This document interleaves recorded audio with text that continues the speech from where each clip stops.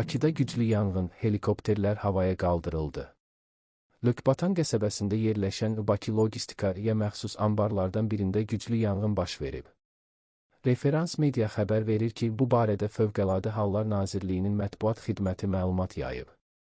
Əraziyə dərhal Fehen Dövlət Yanğından Mühafizə Xidmətinin qüvvələri cəlb olunub. Bildirilib ki, hadisə yerində vətəndaşların təhlükəsiz şəkildə təxliyə olunması, həmçinin yanğın söndürmə qurtarma qüvvələrinin maneəsiz fəaliyyətinin təmin edilməsi məqsədilə zəruri operativ tədbirlər görülür.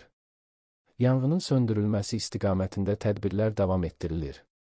Bakıda güclü yanğın, Kəmaləddin Heydərov hadisə yerində.